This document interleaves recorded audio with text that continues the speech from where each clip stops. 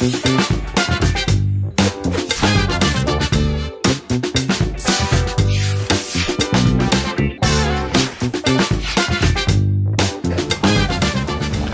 semuanya, para insan ombudsman dan para pemirsa dimanapun berada. Hari ini adalah hari perdana kita di acara Teriak, tempat ekspresi dan insan ombudsman audiens kreatif. Hari ini kita kedatangan tamu perdana kita yang sangat spesial, Saudara Rendy Rahadian. Benar namanya Rendy Rahadian? Radiansyah. Radiansyah. Ya. Oke, Rendy Radiansyah. Gimana kabarnya hari ini, Baik, Rendy? Pak. Baik. Rendy, berbicara seputar insan ombudsman. Mungkin Rendy bisa menceritakan pengalaman menarik apa dan apa yang membuat Rendy sampai saat ini masih bertahan di ombudsman. Mungkin bisa cerita. Wah, topiknya langsung berat ya. Jadi pertama itu saya masuk ombudsman 2009, Pak. Oke. Jadi waktu itu almarhumah Profesor Sunaryati meminta bantuan saya untuk membuat buku Ombus Prudensi pertama waktu itu, Pak, yang disusun oleh Profesor Sunaryati dan kawan-kawan. Jadi waktu itu karena bapak saya pernah jadi sespri beliau juga, Pak, dulu di BPHN, karena dulu kan Profesor Sunaryati itu menjadi kepala BPHN. Lalu bapak saya jadi stafnya, karena Bu Sunaryati bilang mau menyusun buku, jadi perlu untuk tenaga pembantu untuk membuat bukunya. Jadi bapak saya waktu itu menawarkan saya untuk mau nggak membantu Ibu Sunaryati untuk menyusun buku Ombud Prudensi tersebut. Ini Pak. bukan ordal ya, Rendy menggantikan, bukan ya? Bukan, Pak. Oh, bukan. Jadi emang Ya. pertamanya saya justru kayak magang gitu istilahnya, Pak. Jadi membantu Bu Sunaryati untuk menyusun buku, lalu beliau sempat menyampaikan, Pak, kayak kamu mau nggak masuk ombudsman gitu. Waktu itu masih komisi ombudsman kan, Pak. Okay. Mau nggak masuk komisi ombudsman, nanti bantu saya juga gitu. Okay. Jadi sespri saya aja gitu. Okay. Nah, selama Rendy menjadi sespri dari Ibu Sunaryati almarhumah ya, kira-kira nilai-nilai apa yang Rendy bisa ceritakan untuk teman-teman ombudsman yang mungkin juga bisa menjadi nilai-nilai yang bisa ditiru ya oleh insan ombudsman lain, dari ya kepemimpinan, ketokohan, nilai-nilai positif selama Rendy mengikuti Ibu Sunaryati. Ya. Jadi nilai-nilai yang bisa saya dapatkan dari Prof. Sunaryati itu, beliau itu orangnya sungguh ombudsman banget gitu, Pak. Jadi gimana sih ombudsman banget itu, Rendy? Jadi karena beliau itu kan waktu bersama Pak Antoni Sujata itu kan, semenjak Pak Antoni Sujata diminta untuk menjadi ketua ombudsman, jadi beliau itu kan memang sangat mengerti sekali mengenai pelayanan publik dan hukum tata negara, Pak. Jadi beliau tuh istilahnya sudah mendarah daging lah istilahnya, Pak, gitu, Pak. Jadi kan beliau juga sudah pernah ke luar negeri untuk studi banding mengenai ombudsman gitu juga, Pak. Oke, dari sisi sehari-harinya. Kalau sehari-hari seperti beliau itu orangnya disiplin juga, Pak.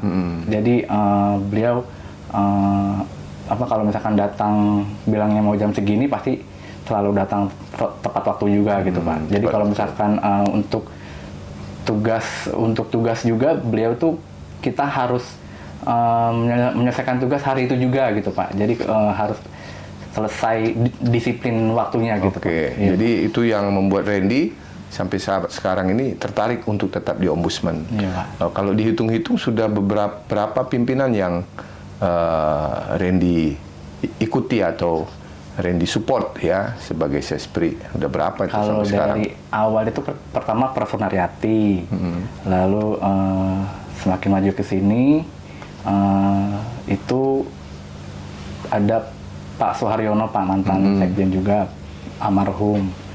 Lalu pernah ke Pak Danang juga. Saya pernah jadi sesnya Pak Danang juga, Pak. Ketua Ombudsman tahun 2016 ya, 2016. Lalu pernah ke Bu Ani. Bu Ani itu sekjen sebelum Pak Suganda. Lalu Pak Suganda itu yang mana, Pak Suganda Pak itu ya? Suganda, Pak. Oh gitu ya. Sekarang. Nah Randy, artinya Randy sudah ngikutin banyak pimpinan ya. Iya. Otomatis di yang sekjen aja ya, yang setara gitu ya. Kira-kira nilai-nilai apa sih yang Randy bisa ambil dari tiga sekjen lah yang sudah pernah Randy ikuti. Randy ikut membantu dalam tugas-tugas.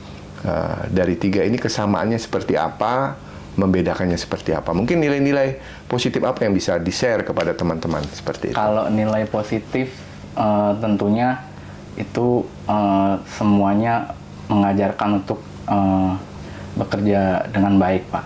Dengan baik, definisi baik itu kan banyak, seperti apa itu? Jadi salah satunya untuk tetap bekerja sesuai jalur gitu, Pak. Jadi memang ada yang nggak sesuai jalur, ada itu ya? Maksudnya jangan sampai melenceng-melenceng gitu, Pak. Gitu ya. Jadi tetap bekerja profesional, jujur, tertib gitu-gitu, Pak. Tertib ya. Iya, Pak. Oke, artinya nilai-nilai itu ya yang memang harus ya. Jadi insan ombudsman memang harus seperti itu. Oke, Randy.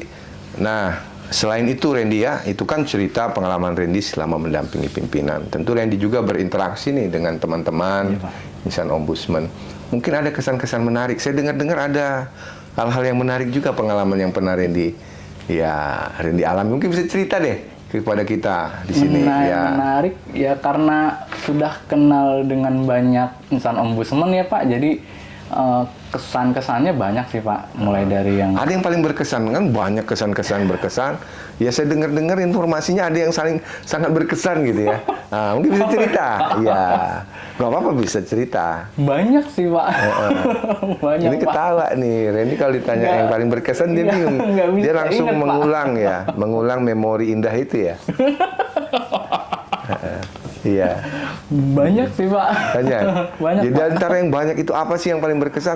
Ya 1-2 lah ceritain. Ya, bisa dekat dengan sesama insan ombudsman gitu, Pak. Kedekatannya seperti apa Randy itu? Ya, selain rekan kerja, jadi ya bisa mengenal emosional satu sama lain lah, Pak. Ada rekan curhat juga? Rekan curhat ada, Pak. Ada ya? Oh, berarti pernah ya ada rekan curhat? Ibaratnya apa ya, kalau istilahnya itu apa? Tapi bukan kayak Enggak cilok, enggak ya? gitu, Pak. Enggak sih, Pak. ya? Pak. Enggak, Rekan Pak. curhat aja ya? Enggak, Pak. Oh. Kalau yang Bapak udah dengar itu gosip-gosip aja, Gosip Pak. ya? Enggak bener, Oh, Pak. Oke, enggak bener. Oke, Randy.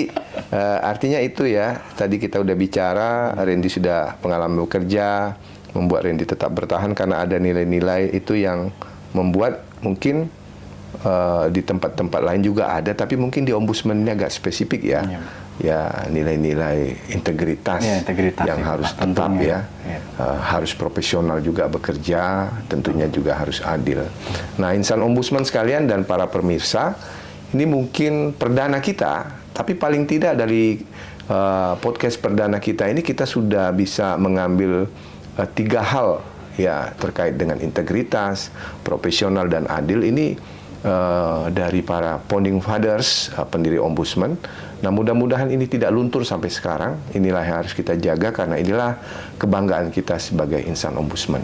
Mungkin ini pertama kali kita, mudah-mudahan kita akan terus dalam kegiatan kita melalui teriak.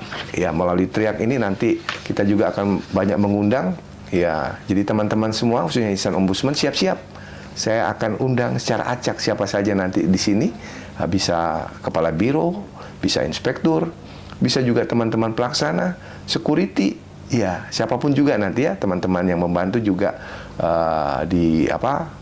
hobi kita juga bisa hadir di sini. Jadi kita akan bercerita banyak hal, tetapi paling tidak ya, selama pertemuan ini ada hal-hal positif yang bisa kita bagi sehingga dalam bekerja ada hal-hal yang terus harus kita berjuangkan, sehingga itulah yang membuat kita berbeda sebagai insan ombudsman. Terima kasih, tetap berintegritas, profesional, dan adil. Terima kasih, sampai jumpa di kegiatan podcast selanjutnya.